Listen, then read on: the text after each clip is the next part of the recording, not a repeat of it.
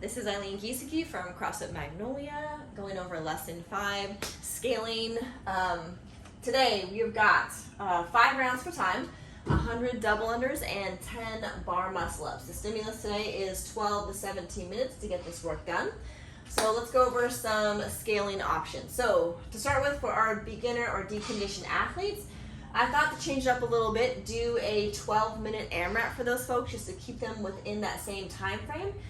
So they're just going to keep repeating 50 line hops or fast feet, and they'll go to 10 ring rows. I like them to be broken up, make them hard enough they have to do it in 2 to 3 sets for those 10 ring rows. They'll finish that, and they'll just, if they need to take a little bit of a break, they can, but they'll go right back up and keep repeating for the 12 minutes, so they're staying on track with the class.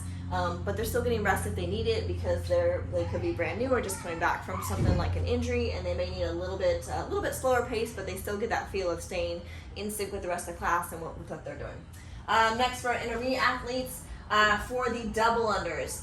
First of all, I would like to, if they can do double unders, do them, just reduce the reps down to a doable number for them, or use this time frame. I'd say a max of about 75 seconds for those double unders.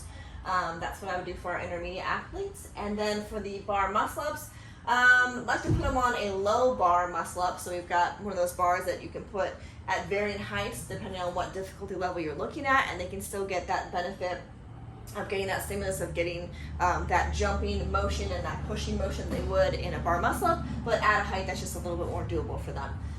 And then next, for our potential injury, I would like to put them on a skier, because I'm figuring if they're injured and they can't do double unders, there could be something to do with jumping that's inhibiting them from doing that. So ski cows, that will let them get that shoulders will be nice and lit up, and also they're getting the cardio that they need. So that's double unders is shoulders, cardio. I think ski is a great substitute for that. So 20 cows for guys, 16 for ladies. That's hopefully about that 60 to 75 second time frame, which is what we're shooting for in the rest of our group here.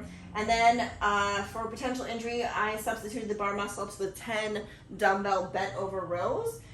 That way, choosing a weight that they might have to break a time or so, but that will get that good pulling motion that they would if they were doing, bar muscle ups or something like that. But still, it's something they can control the movement and still maybe and not light up with the big kipping motion that bar muscle ups require. So that's what I would do, and that's it.